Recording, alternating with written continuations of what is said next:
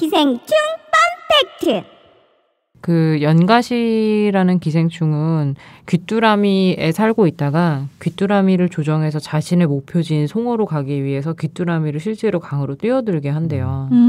그래서 뭐 숙주조정 기생충이라는 것에서 컨셉을 봐줘서 이제 연가시라는 영어가 사람들로 하여금 사람에 해서 사람이 물에 빠뜨린다라는 얘기를 막 했었잖아요. 그래서 실제로 그 기생충이 이런 생태계 먹이사슬에서 하는 역할이 그때 한 40% 가까이 된다고.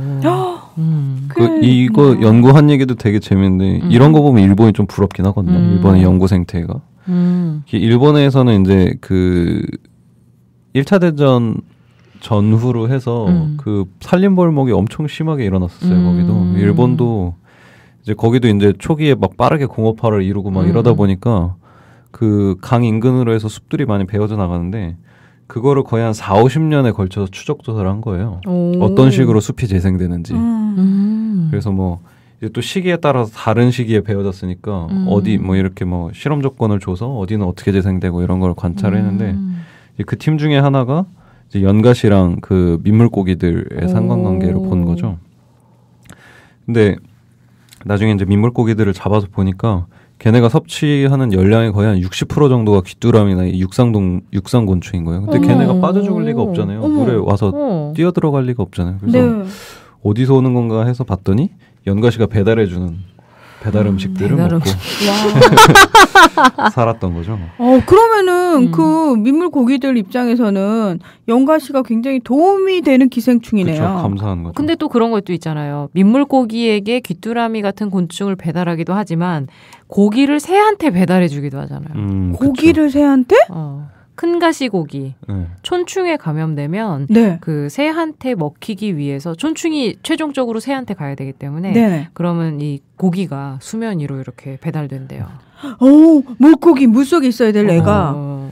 그 원래 훨씬 깊은 데서 헤엄치는 아이들인데 촌충에 감염되면 점점 수면 위 가까운 데서 헤엄을 치는 거예요. 근데 이제 깊은 데 있으면 다른 애들이 이제 다이빙을 해서 새들이 잡아먹을 수가 없는데 얕은 데 있으면 휙 채갈 수 있잖아요. 네, 그러면서 촌충을 같이 먹어서 최종적으로 원래 있던 새한테 가는 돌아가는 것도 있고. 달팽이한테 감염되면 달팽이 이게 눈이 이렇게 있잖아요. 더듬이가 아니라 눈이죠, 그거. 위로 2개 나와 있는 눈이 있는데 그 눈을 붓게 만들어 갖고 기생충이 눈을 굉장히 알록달록하게 만들어서 그거를 꿈틀꿈틀 움직이게 만드는 거예요. 달팽이는 그리고 그늘과 습지에 살잖아요. 습하고 그늘진 곳에 살아야 될 애가 잎사귀 위를 올라가서 굉장히 눈에 잘 띄는 행동을 하게 되면 지나가던 새가 저걸 보고 애벌레인 줄 알고 잡아먹게 만드는 거죠.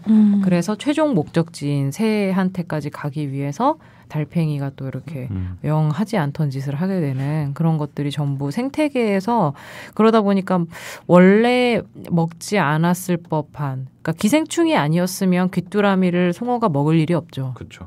그리고 기생충이 아니었으면 큰 가시고기가 수면 위로 떠오르지도 않았을 거고 달팽이가 새한테 먹힐 일도 사실은 없는 건데 이 모든 것의 배후에 기생충이 먹이사슬을 움직이고 있다. 뭐 이런 얘기가 있고 이게 먹이사슬뿐만 아니라 실제로 이 종의 다양성에도 영향을 미쳐서 이후에 아이들의 진화 과정에도 이게 영향을 미치다 보니까 달팽이들도 그렇고 고기들도 그렇고 삶의 변화가 생기는 게 그대로 이제 진화에까지 영향을 미쳐서 다양한 종의 발생까지 영향을 미친다.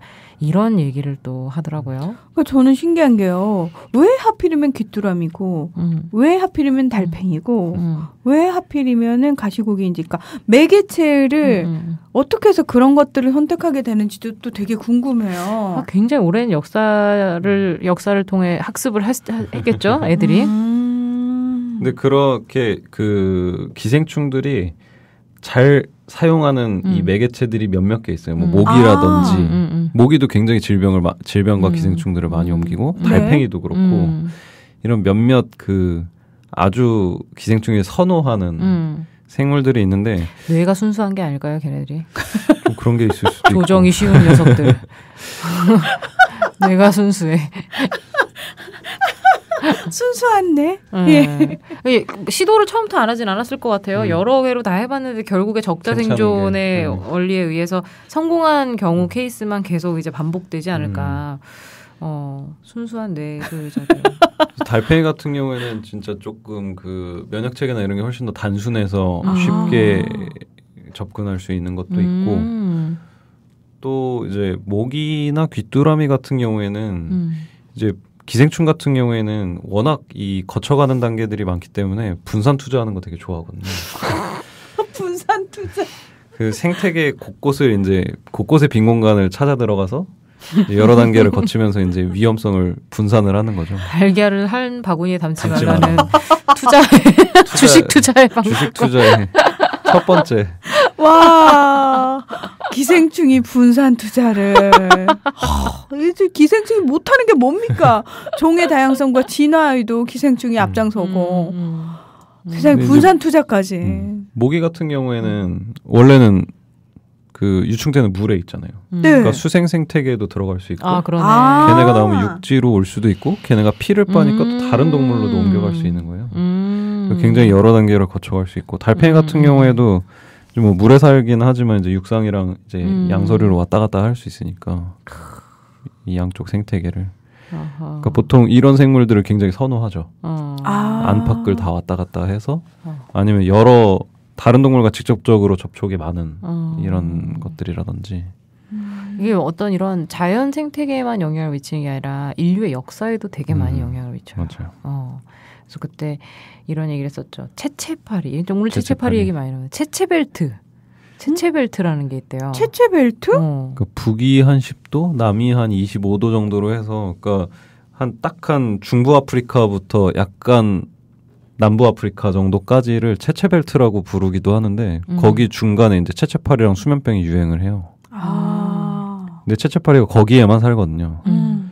근데 거기 사람들이 들어가면 다 수면병 걸려서 죽거나 이제 거의 몸을 가누지 못하는 상태가 되고 또 동물 수면병도 있는데 동물도 똑같은 피해를 입거든요. 그래서 중부 아프리카 지역에서 수면병 때문에 가축 키우기가 되게 어려워요. 그리고 유일하게 이제 저항이 좀 높은 소나 이런 거는 왜 우리가 보는 소는 막 이렇게 살집 많은 소인데 왜 아프리카 같은 데서 뭐 이렇게 지나가는 소들 보면 여기 이렇게 목 뒤에 뭐 튀어나와 있고 엄청 빼빼 말랐잖아요. 그러니까 날씬하다 못해 정말 삐쩍 마른 아이들. 먹을 거 하나도 없을 것 같은 아이들. 근데 그게 원래 잘 안 먹여서 그런 게 아니라 원래 태생적으로 원래 그냥 살이 잘 안 붙는 종들인 거예요. 그러니까 별로 이렇게 가축으로서의 그 가치가 높지 않은데 거기서 왜 그걸 키우냐면 걔네밖에 안 죽는 애들이 걔네밖에 없으니까. 채채파리의 저항이 채채파리 있구나. 때문에. 그러니까 엄밀히 따지면 수면병에 저항이 있는 거죠. 저항이 있는 건데 그러면서 이제 그 지역 내에 특히 채채파리가 그 강변 지역에 많이 살거든요. 비옥한데. 근데 거기 많으니까 가축도 못 키우고 농사도 못 짓게 돼서 개발을 못 했던 거예요. 그래서 중부 아프리카 지역에서 이제 그 사하라 사막이 계속 남쪽으로 이렇게 진출을 하고 있는데 그 채채파리 있는데 밑으로는 별로 잘 못 내려왔어요. 그게 농사를 하고 개간을 하고 가축들이 먹기 시작하면 되게 빠르게 사막화가 진행이 되거든요. 가축들이 이제 뿌리까지 다 먹기 때문에. 근데 이제 사막화를 저지했다. 채채파리가. 네. 그럼요. 나 강변 지역에 이제 그 토양이 유실되고 이렇게 환경 파괴가 되는 걸 막았다는 얘기도 있고. 전쟁 같은 거에도 그 벨트 경계로 못 내려오기도 하고. 원래 이제 오스만 투르크라고 그 터키 인근 지역에 굉장히 대규모 제국을 건설을 했었잖아요. 네. 근데 거기가 이제 주 병력이 이제 말이나 낙타를 이용한 기마병이었는데 말이나 낙타가 한 중부 아프리카만 지나가면 다 죽어버리는 거예요. 수면병에 걸려서. 걔네는 한 번도 수면병을 본 적이 없으니까. 그래서 초기 이제 이슬람 문화권이 이제 중남부 아프리카로 진출하는 게 많이 늦어졌던 게 수면병 때문이라는 얘기가 있죠. 와우.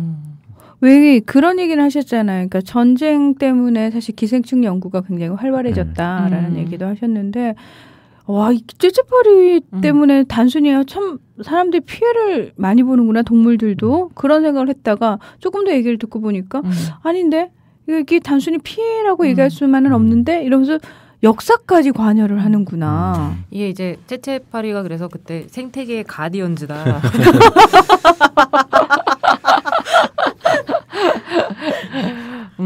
그런 얘기도 했었죠. 또 서아프리카 열대우림이나 강변 지역이 개발이 못된 건 이제 그 지역 주변에 강변 실명증이라고 이게 조그만 이 사상충, 그러니까 조그만 선충들이 이렇게 피부 밑을 기어다니거든요, 애들이. 그러면서 엄청나게 간지럼증을 일으키기도 하고, 또 얘네가 망막을 지나가면서 이렇게 각막에 손상이 입혀져서 시력을 잃어요. 그래서 보통 옛날에는 한 30살 이상 된 그 서아프리카 남성들, 특히 강변에 사는 사람들은 거의 대부분 눈이 멀어서 그 사진 같은 걸 보면 조그만 애들이 이렇게 막대기로 어른들을 이렇게 끌고 다니는 사진들이 되게 많이 남아있어요.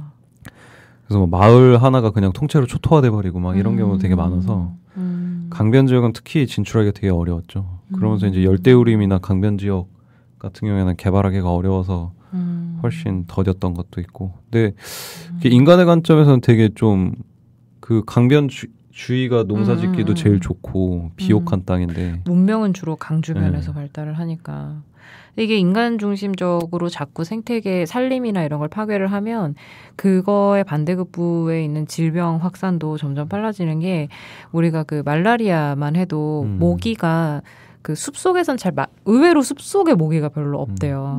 그냥 평지에 그러니까 뭐 예를 들면 전쟁이 나서 이게 다 없어지고 구덩이가 많아지면 비가 오면 그 웅덩이에서 모기가 자라서 그 모기로 매개가 되는 질병이 더 늘어나는 그쵸. 건데 산림 파괴도 마찬가지 관점에서 보면 숲속이 없어지면 모기가 늘어나고 모기가 늘어나니까 그 지역에 모기로 매개로 되는 질환이 갑자기 늘어나게 되고 말라리아가 많아지고. 근데 저는 말씀을 듣다가요. 이렇게 찌찌파리 때문에 또는 선충 때문에 어느 정도 생태계가 보호될 수 있었다면 저희가 또 걱정하는 것 중에 하나가 지구의 심장이라고 표현을 해야 되나요? 허파. 지구의 허파라고 얘기하는 아마존.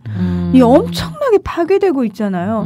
근데 분명 아마존에도 사는 그 특수 기생충들이 있었을 텐데 왜 그 아이들은 인간에게 어떤 영향력도 발휘하지 못했을까? 인간이 기생충에게 뭔가 이렇게 점령당하기 원하시는 거예요? 아니 드디어 이제 이제 한마디 말도 못하고 이렇게 쓰러질 아이들이 아닌데 질문의 관점을 듣고 깜짝 놀랐어요 지금. 오셨네 이제 다 오셨어. 아니 그게 아니라 내림을 받으셨어. 아니 그게 아니라 쌤 왜 저를 자꾸 그렇게 몰고 가시죠? 아니 저는 아마존 밀림이 파괴되는 게 너무 어이없고 그래서는 안 된다는 생각이 너무 강한 사람인데 네. 왜 막아내지 못했냐 우리 기생충들이. 뭐지 지금 잠깐만 말을 하면서 수습 안 되는데. 약간 요즘에 그런 느낌이 있어요. 자연적인 정화나 자연에서 인간을 어떻게 좀 할 수 있는 속도를 너무 벗어나서 인간이 파괴를 하고 있다는 느낌은 좀 있잖아요. 그러니까 차마 네. 그 기생충들이 손 쓸 틈도 없이 인간들의 네. 속도가 너무 빨라버린다. 네, 그래서 언젠간 저는 정말 되로 주고 말로 받는다. 분명히 언젠가는 있지 않을까. 지금도 사실 피해를 많이 보고 있긴 하죠. 지금은 당장 느끼는 피해는 없지만요. 아마존이 막 이렇게 없어지는 속도에 정말 급비례를 해서 저희가 많은 피해를 입을 거거든요. 이게 뭐 그냥 식물이 없어지고 녹지가 없어진다라는 것에 대한 위기의식을 느끼는 사람들은 지금 굉장히 많은 노력을 하고 있지만 사람들이 정말 아무 감흥 없이 자꾸 그 녹지대를 없애고 경작지로 만들어버린다거나 다른 용도로 땅을 바꿔버린다거나 하는 것들이 정말 이게 쉽게 생각해서는 안 되는 이슈예요. 절대로. 그럼요. 2050년이 되면 북극곰들이 사라질 거라고 얘기를 하잖아요. 근데 제가 사람이 없어지지. 그러니까 북극곰이 살 수 없으면 사람도 당연히 위험한 상황일 텐데 그러니까 일상생활 속에서 제가 쓰레기 배출량에 제가 한번 놀랬다라고 말씀을 드린 적이 있는데 저 스스로 참 놀란 적이 있는데 또 하나가 에어컨이요. 저희가 지금 있는 이 스튜디오 안에 항상 사실 기계들 때문에 에어컨을 틀거든요. 네. 그러니까 사람이 아니고 기계들이 자꾸 열을 받으니까 이걸 식히기 위해서 이제 에어컨을 트는데 혼자 있을 때는 저는 아무리 더워도 땀을 뻘뻘 흘리고 앉아 있어도 에어컨을 틀지 않거든요. 근데 이제 그러면서 제가 그래요. 그러니까 왜 에어컨을 틀지 않느냐라고 물을 때 북극곰들이 운다고 걔네들 울릴 수 없다. 나 시원하죠. 걔네들 울릴 수 없고 걔네들 죽일 수 없다라고 얘기하니까 처음에는 동생들이 웃다가 이제는 희아어이는 북극곰 운다고 에어컨 안 틀잖아 이러고 까르르 거리거든요. 근데 그게 저는 진짜 그 진심에서 우러나온 말이었는데 그러니까 선생님 말씀하신 것처럼 그냥 단순히 북극곰이 운다고 까르르 거릴 문제가 아니라고 저는 이미 심각성을 좀 느끼고 있기 때문에 그런 거거든요. 지구 온난화라던가 뭐라 그러지 오존층의 파괴라던가 빙하가 녹는다, 북극곰이 죽어간다 이런 것들이 사실은 환경이 파괴되고 있는 것에 대한 일종의 위기를 알려주기 위한 메시지로 참 그 뭔가 이렇게 광고 효과 있는 애들을 골라서 하고는 있는 건데 그런 애들은 그냥 대표적으로 보여지는 예 중에 하나일 뿐이고 실제로는 더 큰 위기가 올 수도 있다라는 거를 좀 꼭 알았으면 좋겠어요, 사람들이. 그런 것과 관련해서 저는 기생충도 하나의 지표를 좀 삼을 수 있는 부분이 있지 않을까라는 생각이 문득 그렇죠. 들거든요. 온난화랑 연관이 많죠. 그리고 뭐 산림 아까 얘기가 나왔었는데 그 재작년인가 그 브라질에서 위성 사진으로 이제 산림 파괴된 지역이랑 그 지역 내의 말라리아 유병률을 조사한 적이 있는데 산림 면적 5%가 파괴될 때마다 말라리아 감염자 수가 25%씩 상승했어요. 그 25%면 1000명 감염될 때 1250명으로 늘어났다는 얘기잖아요. 5%만 파괴됐을 뿐인데. 근데 지금 뭐 전체 면적으로 따지면 5%만 파괴됐겠습니까? 그거보다 훨씬 많이 파괴됐지. 근데 그러니까 그 지역 주민들이 사실 목소리를 내기가 어려워서 그렇지. 그 쪽에 워낙 이 아마존 인근 지역 같은 경우에는 소수민족들도 많고 사람들이 대부분 이렇게 뭐 정치적으로 영향력이 있거나 외부랑 단절된 사람들이 많아서 피해를 봐도 얘기를 못 하는 거죠. 어디 밖에 나가서. 그래서 실제로 그 지역에 살고 있는 사람들은 엄청난 피해를 보고 있지만 우리는 잘 모르는 그런 것도 많고. 실제로 그 산림을 없애고 경작지로 바꾸는 과정에서 그 경작물을 사람이 소비하려고 경작을 하는 경우보다는 사람이 소비하는 육류를 육류를 먹이기 위한 사료를 만들기 위한 경작지인 경우가 많아요. 그러니까 이 굉장히 비효율적인 식품 생산을 하고 있는 거거든요. 경작지를 일구어서 사람이 먹는 곡식을 생산하는 바로 단순한 1차원적인 굉장히 효율적인 것도 있는데 그것을 사료로 가공해서 굉장히 그 뭔가 사육을 하고 도축을 하고 그 과정을 거쳐서 유통을 하는 데까지 아주 소모적인 것들이 이루어지는 그래서 100칼로리의 육류를 소비하기 위해서는 1000칼로리의 에너지가 들어간대요. 그러니까 한 10대 1 정도의 효율이 확 이렇게 떨어지는 그런 우리가 음식을 먹고 있는 거거든요. 식자재 같은 경우는. 그래서 그런 걸 생각한다면 우리가 지금 왜 이렇게 소비를 하고 먹고 있는가에 대한 또 이게 굉장히 또 먼 얘기까지 왔는데 기생충과 생태계 얘기를 하다 보면 항상 그런 얘기를 안 할 수가 없는 것 같아요. 편리한 도시에서 산다라는 것이 굉장히 뒤에는 많은 걸 의미하고 있거든요. 정말 단순히 생각하면 우리가 아스팔트 위에 서 있잖아요. 이 아스팔트 아래에 있는 생태계에 대해서 우리는 굉장히 관심도 없고 걔네들을 아스팔트로 덮는다는 게 어떤 의미인지 사람들은 상상도 못하는 건데 이미 그런 일을 우리는 도시에 살면서 아무렇지도 않게 계속 하고 있고 개발을 한다라는 이유로 점점 모든 자연을 다 이렇게 아무렇지도 않게 우리는 없애버리고 있는 건데 우리가 땅만 파면 나오는 지렁이나 곰뱅이가 아스팔트 한번 깔리면 그 얼마나 많은 그 생명체들이 없어지는 거예요. 네. 그런 상상을 하면 사실 좀 끔찍하기도 하고 사람으로서 뭔가 이렇게 우리가 살아있는 것만으로도 도덕적인 뭔가 있는 것 같은 느낌이 들지만 그래서 한쌤은 빨리 뒤져야 된다. 인간들이 빨리 뒤져야 된다. 살아있는 것 자체가 민폐다. 그러니까 본인이 살아있다라는 거 그리고 우리가 먹는 음식들이라는 것에 대해서 어떤 의미가 있는지를 다들 좀 알고 살면 좋겠다라는 생각이 들어요. 그러니까 다 어떻게 그 신경을 쓰고 사냐라고 말씀하실 테지만 가끔씩이라도 문득이라도 생각이 난다면은 한두 가지는 좀 생각날 때만이라도 실천을 좀 해보시면 어떨까. 맞아요. 저는 아침에 조깅할 때마다 트랙 밑에 뭐가 있었을까에 대한 고민을 하게 되거든요. 흙 위를 뛰는 게 훨씬 기분은 좋았겠다. 운동화는 빨리 더러워져도 그런 생각을 해요.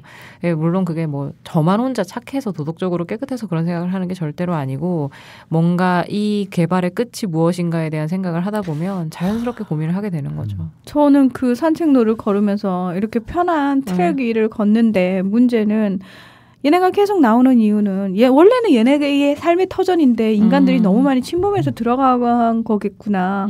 얘네가 참 살 데가 없어서 밀려서 결국은 인간들 발에 밟히는 상황까지 왔구나. 그런 생각이 들면은 그렇게 누리고 있는 제 자신이 마냥 편하지만은 또 않은 것 같아요. 네. 아, 왜 우리 이렇게 불편하게 사냐. 마음 불편하게. 우리 기생충 쌤은? 저는 그래서 식량 대안으로 곤충을 밀고 있습니다. 예? 곤충. 고기 육류를 빨리 곤충으로 대체를 해야 되는 상황이죠. 미래 식자재로 가장 유력한 게 곤충이라고 합니다. 이거는 유엔 식량농업기구에서 발표한 보고서에 나온 자료입니다. 설국열차에서 그 양갱이 바퀴벌레를 만드는 양갱. 맞아요. 근데 뭐 귀뚜라미 같은 곤충류가 소의 뭐 10배인가 12배래요. 단백질 전환 효율이. 나중에 제가 봤을 때는 귀뚜라미 좀 귀할 것 같고 비슷하게 생긴 거 있잖아요. 그거. 메뚜기 정도? 아니요. 귀뚜라미랑 비슷하게 생긴 거. 곱등이 같은 곱등이 거. 같은 거. 곱등이 양갱이 나오려나? 예. 아니 생각해보면 우리가 고기를 지금 이렇게 먹는 것도 옛날에는 어떻게 그렇게 먹어 이렇게 생각했을 수는 있어요. 아니 어떻게 저 소를 그렇게 도축해서 포장해서 팔어? 그런 생각했을 수 있거든요. 근데 뭐 곤충이라고 해서 뭐 다르지 않을 것 같아요. 저는 끝까지 채식을 어떻게든 고수하겠습니다. 예, 천만 다행인 것 같아요. 많은 분들이 그 지구 환경적인 측면에서 저한테 채식을 하냐라고 묻는데, 예, 저는 종교적 차원이긴 합니다만, 뭐 맥락은 일맥상통하고 있으니까 그렇습니다. 결국은 또 이 기생충 펀팩트가 또 이렇게 생태계 문제 전반을 짚으면서 저희가 오늘은 이렇게 마무리를 하는 걸로 하겠습니다. 아름답게 마무리가 되네요. 아 정말 참 좋은 방송이야. 너무 좋은 방송. 이거는 애들이 같이 들어야 되는 게 맞아요. 정말 이거는 학교에서 교재로 써야 된다고 생각해 나는 진짜로. 훌륭한 방송입니다. 약간 지리멸렬한 감이 없진 않은데. 그래서 애들이 우리들은 기생충이다를 부르면서 끊임없이. 맞는 말이잖아요. 서동요처럼 온 동네 아이들이 다 불러야 된다고 생각합니다. 언젠가 그 국민학교 음악교과서에 아니 국민학교 아니라니까 이 양반이 진짜. 제일 젊은 양반이 왜 이래요 진짜. 초등학교. 네. 입에 안 붙네요. 가장 최근에 나와서 그런가? 초등학교 국민학교를? 우리 중에 제일 최근에 나왔잖아. 그러니까요. 정준호 선생님 참 반전 있는 남정네야. 여튼 예. 네. 초등학교 학생들이 음악 교과서에 실려서 동요 대회다. 그 어린이 동요 대회 막 이런 거 하지 않습니까? 막 이렇게 하면서 부르는 거야. 네. 손 이렇게 하면서. 우리들은 기생충들. 왜 그 동요춤 있잖아요. 동요춤. 창작 동요제 이런 데 나가서. 정말 예. 뭐 창작 동요제에 진짜 기생충을 주제로 한 노래 그러니까요. 나오지 말란 법 있습니까? 그럼요. 라쿠카라차도 있는데. 그러니까요. 라쿠카라차. 예. 아름다운 기생충. 네.